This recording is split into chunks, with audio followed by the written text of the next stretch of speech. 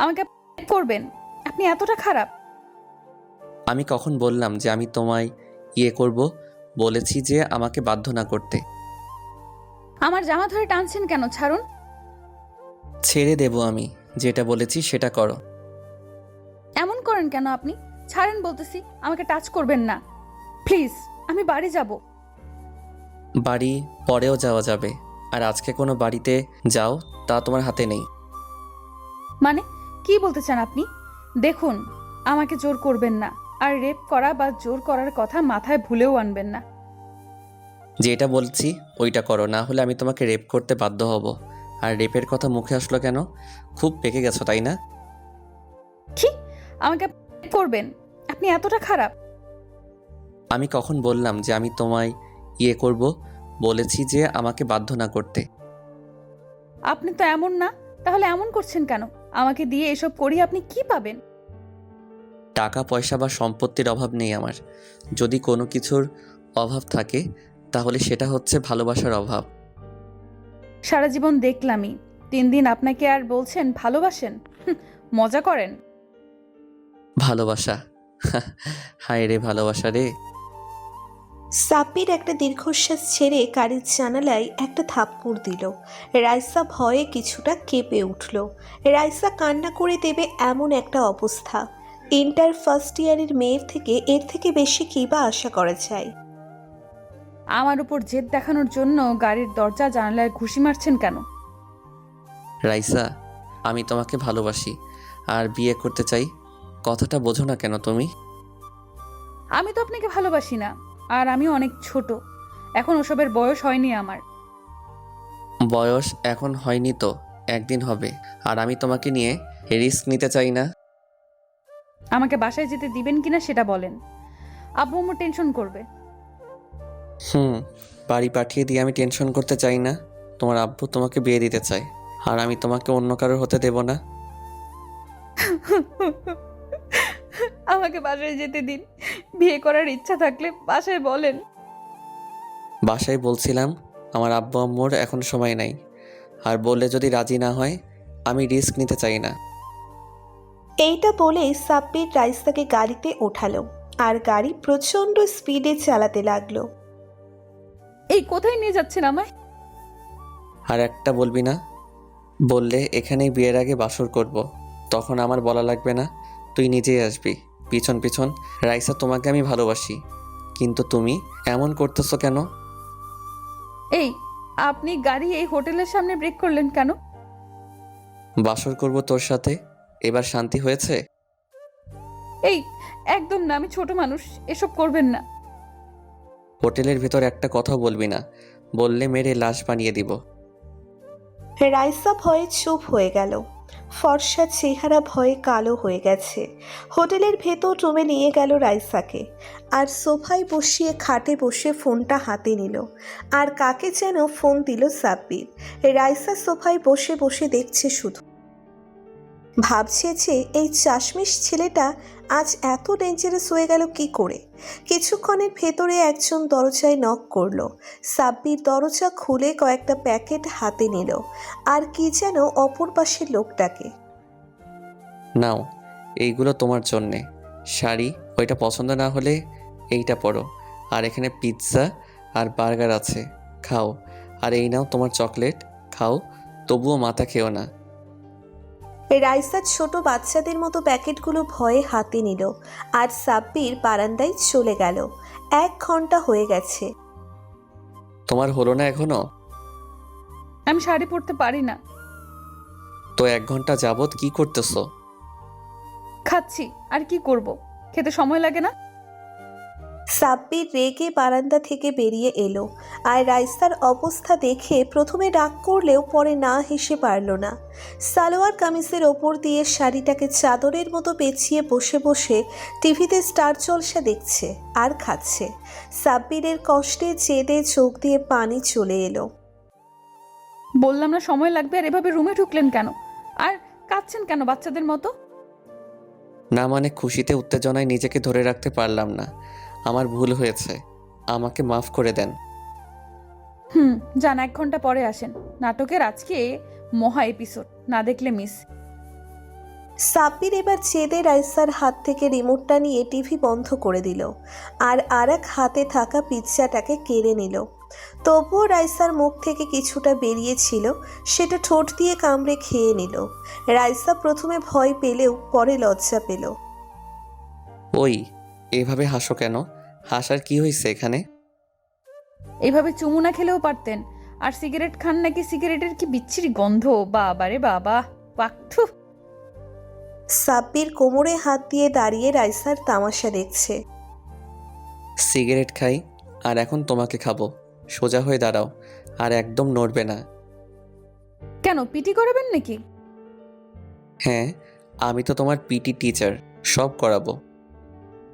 সাব্বির রাইসাকে শাড়ি পরাতে লাগলো আর রাইসা কই মাছের মতো ছটফট করতে লাগলো। আপনি আমাকে শাড়ি পরাচ্ছেন? কেউ জানলে ছিছি করবে। আমি কোনো পুরুষ মানুষ না, তোমার হাজবেন্ড হব একটু পর। আপনাকে বিয়ে করতে আমার বয়েই গেছে। আপনি তো মেম সাহেব, আমার মতো ফকিন্নিকে বিয়ে করতে তো আপনার বয়েই যাবে। এখন চুপ থাকেন। এই আস্তে সুরসুরি লাগছে, এভাবে হাত দেবেন না। তোমাকে হাত দেওয়ার কোনো ইচ্ছা বর্তমানে আমার নাই, কিন্তু তুমি এমন করলে আমি দিতেও পারি। না না, আমি কিছু করব না, আপনি হাত দেবেন না। এই তো গুড গার্ল। আমার প্রাইভেট টিচারও এই কথা বলে, আমার মাথায় হাত বুলায়। নাম কি শালার? ছি ছি, বকা দেন কেন? ওই শালা তোমার গায়ে হাত দেয় কেন? গায়ে না, মাথায়। হাত দেওয়া তো হাত দেওয়াই, টাচ তো হয়। তোমায় টাচ করছে কেন?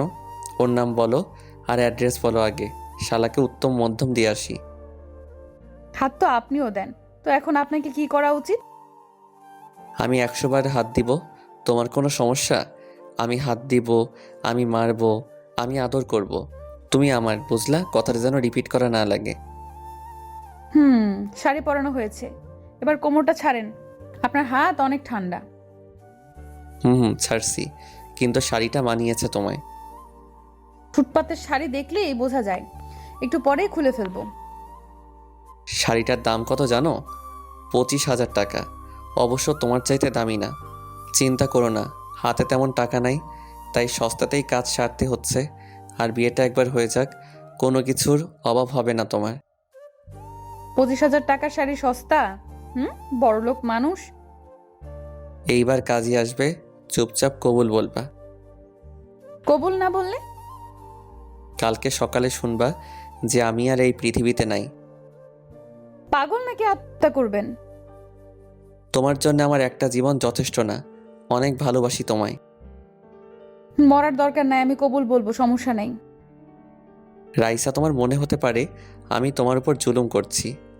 আমি তোমার হাত ছুঁয়ে কথা দিতে পারি যে তোমাকে কোনোদিন কষ্ট দেওয়ার আগে যেন আল্লাহ আমাকে তুলে নেন, রানী বানিয়ে রাখবো তোমায়। তোমার যখন যা লাগবে বলবা, এনে দেব। যেখানে ঘুরতে যেতে মন চাইবে যাবা, আমি নিয়ে যাব। তুমি যতদূর পড়তে চাও আমি পড়াবো। ডাক্তার, ইঞ্জিনিয়ার যা হতে চাও আমি বানাবো। প্রয়োজনে তোমার আব্বু আম্মুর খেয়াল রাখবো আমি। তবে একটাই চাওয়া, প্লিজ আমায় একটু ভালোবেসো, আর কিছু চাই না। সাব্বিরের কথাগুলো যেন রাইসার মন ছুঁয়ে গেল। পিচ্ছি মনটাও কেমন যেন হার্টবিট মিস করলো, কিন্তু সাব্বিরকে বুঝতে দিল না। কাজই এলো, বিয়ে পড়ানো হলো। সাব্বির চিন্তায় ছিল যে রাইসা কবুল বলবে না, কিন্তু রাইসা কবুল বলল। সাব্বির খুশিতে কান্না করে দিল। কাজই চলে গেল। সাব্বিরের ফ্রেন্ডরা ওনাকে নিয়ে গেলেন। সাব্বির বাচ্চাদের মতো বারান্দায় বসে কান্না করছে। রাইসাকে সেই ছোটবেলা থেকে ভালোবাসে সাব্বির। সাব্বির চায়নি এভাবে রাইসাকে জোর করে বিয়েটা করতে, কিন্তু রাইসাকে পেতে গেলে জোর জবরদস্তিটা দরকার ছিল। 7 বছর আগে সাব্বিররা আজকে আমেরিকা থেকে একেবারে জন্যে বাংলাদেশে চলে এসেছে। সাব্বিরের দাদা মারা গেলে সাব্বিরের আব্বু বিদেশে থাকায় ওনাকে শেষ দেখাটাও দেখতে পারেননি, তাই সেই শোকে একবারের জন্য বাংলাদেশে চলে এসেছেন, যাতে ওনার আম্মুর শেষ কয়টা দিন ওনারা দেখভাল করতে পারেন। সকালবেলা ঘুম থেকে উঠেই সাব্বির বারান্দায় চলে যায়। নতুন দেশে নতুন বাড়ি আর নতুন মানুষজন। বারান্দা দিয়ে নিচে তাকাতেই দেখলো একটা পিচ্ছি মেয়ে দড়ি লাফ খেলছে আর হাসছে। পিচ্ছি বলে ভুল হবে, কারণ সাব্বির নিজেই পিচ্ছি। সাব্বির নিচে গেল আর মেয়েটার সাথে পরিচয় হতে লাগলো। মেয়েটাকে সাব্বিরের দারুণ লেগেছে। সামনের দুইটা দাঁত নেই, ফোকলা দাঁতের হাসিটা যে কারোর মন ছুঁয়ে যাবে। কয়েক সপ্তাহ কেটে গেল এভাবেই। সাব্বির এখনও স্কুলে ভর্তি হয়নি। রাতে সাব্বিরের আব্বু বাড়িতে এসে বলল যে বাড়ি এটা বিক্রি করে ঢাকা চলে যাবে। ওখানে স্কুলে ভর্তি করা হবে সাব্বিরকে। সাব্বিরটা ভোরবেলায় চলে যায় সেই মেয়েটির সাথে। শেষ দেখাটা হলো না সাব্বিরের। 5 বছর পর সাব্বির আজ ইন্টার পাশ করে ভার্সিটিতে ভর্তি হয়েছে। এই সাব্বির, তুই শুধু পড়া করে যাস, প্রেম ভালোবাসার ধারে কাছেও যাস না। আজকে যে তোমার নামের মেয়েটা তোকে প্রপোজ করলো, ওকে ফিরিয়ে দিলি কেন? রায়ান, তুই বুঝবি না। আর শোনা, আজকে এক জায়গায় যাব তোকে নিয়ে। কোথায় যাবি বলবি তো সেটা। যাব কোথায় সেটা গেলেই বুঝতে পারবি। তোর ভাবিকে আনতে যাব। ভাবি মানে? এই, তুই বিয়ে করলি কবে? বিয়ে করিনি রে, তবে করব। আগে দেখি তোর ভাবিকে খুঁজে পাই কিনা। ভাবিকে খুঁজে পাই না মানে? এই মাত্র না বললি যে ভাবিকে আনতে যাচ্ছিস? বেশি কথা বলিস তুই, এইটা মুখে দিয়ে চুপ কর। সাব্বির রাইহানের মুখে একটা বার্গার ঢুকিয়ে দিল। 4 ঘন্টা পর। বন্ধু, আর কত দূর? অনেক তো গাড়ি চালাচ্ছিস। এই তো এখানেই। খবর পেয়েছি তোর ভাবি এই স্কুলে পড়াশোনা করে। ভাবি এই স্কুলে পড়ে? তা বন্ধু, ঢাকা টু ময়মনসিংহ ব্যাপারটা কি? এত দূর নেটওয়ার্ক পেলি কিভাবে? ছোটবেলার প্রেম রে ভাই। আমি জানি না তোর ভাবির আমাকে মনে আছে কিনা, তবে আমার সেই পিচ্চি রাইসাকে এখনো মনে আছে। তা বন্ধু, ভাবিকে দেখাবি না? স্কুল তো ছুটি হবে এখন। বস না কিছুক্ষণ দেখি আর একটু। রাইয়ান আর সাব্বির বসে আছে, তখনই সাব্বির গাড়ির দরজা খুলে বেরিয়ে এলো। কিরে, বেরিয়ে এলি যে হঠাৎ? তোর ভাবি। সাব্বির একটা মেয়ের দিকে আঙ্গুল দিয়ে দেখালো। স্কুল ড্রেস পরে রাইসা কাঁধে ব্যাগ নিয়ে এগিয়ে আসছে, সাব্বিরের পাশেই দাঁড়ালো। রাইহান চোখ বড় বড় করে তাকিয়ে আছে। ভাইয়া কয়টা বাজে একটু বলবেন? আমাকে বলছেন? জি, আপনাকেই বলছি। Wait 1 minute. জি, 3টা বেজে 35 মিনিট। লেট হয়ে গেছে, বাড়িতে ফিরতে হবে, গাড়িও পাচ্ছি না। কিরে, ভাবি তোকে চেনেনি নাকি? শালা আস্তে করে বল, শুনে ফেলবে তো। ভাইয়া কিছু বললেন? না না, বলছিলাম আপনার বেশি লেট হয়ে গেলে আমি গাড়ি করে পৌঁছে দিতে পারি। না না, একদম না। আম্মু অচেনা লোকদের সাথে গাড়িতে উঠতে আর কারোর দেওয়া কিছু খেতে মানা করেছে। আমাকে দেখে আপনার ওই কোয়ালিটির মানুষ মনে হয়? না না ভাইয়া, আম্মু বলেছে তাই বললাম। এখন গাড়িতে উঠে বসো, আমি বাড়ি পৌঁছে দিচ্ছি তোমায়। থমকাচ্ছেন কেন? আর আপনি আমায় চেনেন? আপনার নাম রাইসা, তাই না? হ্যাঁ ভাইয়া, আপনি জানলেন কিভাবে? এই যে ও আপনাদের সাথে অনেক আগে পাশাপাশি বাড়িতে ছিল, তাই জানে। রাইসা সাব্বিরের দিকে চোখ ছোট করে রহস্যের চোখে তাকিয়ে আছে। আপনাকে অবশ্য কেন জানি না, চেনা চেনা লাগছে। তুমি চিনবে না, তবে খারাপ মানুষ নই। এবার গাড়িতে উঠলে খুশি হব। ভাই আমি গাড়িতে উঠতাম, তবে এখানকার এক এমপির ছেলে আমাকে ফলো করে। যদি দেখে তবে আপনার ক্ষতি করবে। আমি আল্লাহ ছাড়া কাউকে ভয় পাই না, তাই কাউকে পরোয়া করার সময় নেই আমার। আমরা দেখি কে সে বালক যে আপনার মতো মিষ্টি একটা বালিকাকে ডিস্টার্ব করে। আপনারা খুব ভালো ভাইয়া। রাইসা গাড়িতে উঠে বসলে সাব্বির রাইসাকে বাড়ি পৌঁছে দেয়। এর 2 দিন পর সাব্বির আজকে আবার এসেছে স্কুলের সামনে। এসে দেখে রাইসার পেছন পেছন একটা ছেলে, আর ছেলেটার মতিগতি ভালো না। সাব্বির এগিয়ে গেলে দুজনের মধ্যে একটা মারামারি বেঁধে যায়। এমপির ছেলের মাথা ফাটিয়ে দেয় সাব্বির। রাইসা দ্রুত বাড়িতে চলে যায়। এরপর 2 বছর রাইসাকে দেখেনি সাব্বির। খোঁজ নিয়ে জানতে পারে ওর কোন খালাদের বাড়িতে পাঠিয়ে দিয়েছে ওর আব্বু আম্মু, কিন্তু কোথায় সেটা জানতো না। আজকে খবর পেয়েছে সাব্বির যে রাইসা ফিরে এসেছে আর ওর আব্বু নাকি ওর বিয়ের ব্যাপারে কথা বলছে। তারপর বাকিটা। বর্তমানে বারান্দায় বসে সাব্বির হঠাৎ কারোর স্পর্শ পেয়ে কাঁধে চোখ মুছে পেছনে তাকালো। এখানে বাচ্চাদের মতো কাঁদছেন কেন? আমাকে বাড়িতে দিয়ে আসেন। কালকে দিয়ে আসবো আর আম্মু আব্বুকে নিয়ে যাব। এবার আর মানা করতে পারবে না। আমি একটা জিনিস বুঝলাম না, আপনি আমাকে চেনেন কিভাবে? মনে আছে ছোটবেলার পাশের বাড়ির একটা ছেলে যে তোমার সাথে খেলা করত, যার সাথে মিলে বাগান থেকে লিচু চুরি করতে? ওনার নাম কি যেন ছিল? হ্যাঁ, সাব্বির। আর 1 মিনিট, আপনার নামও তো সাব্বির। হুম, আমি সেই। এবার বুঝেছো কতদিন ধরে তোমায় ভালোবাসি? রাইসা চোখ বড় করে তাকিয়ে আছে, যেন বিশ্বাস হচ্ছে না। হঠাৎ রাইসা সাব্বিরের গলা জড়িয়ে ধরল। আপনিই তাহলে সে? অনেক ভালোবাসি তোমায় রাইসা, নয়তো আমাদের ভালোবাসার গল্পটা অন্যরকম হতে পারতো। কিন্তু তোমাকে হারাতে আমি প্রচণ্ড ভয় পাই। আমি তো হারিয়ে যাইনি, আর হারাবোও না। রাইসা, তোমাকে আরেকবার জড়িয়ে ধরি। ওকে, বাট চকলেট কিনে দিতে হবে অনেকগুলো। পুরো চকলেটের দোকান উঠিয়ে আনবো। তাহলে যত খুশি জড়িয়ে নেন, সমস্যা নাই। আর স্বামী স্ত্রী তো এসব করবেই। আর কি কি করে?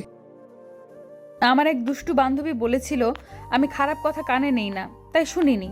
দেখেছেন আমি কত চালাক, আপনার কাছ থেকে কতগুলো চকলেট আদায় করে নিলাম। সাব্বির রাইসাকে বুকে টেনে নেয় আর কপালে একটা চুমু খায়। তুমি একটা পাগলি। আর আপনি দেবদাস পাগল কোথাকার। পাগলির পাগল।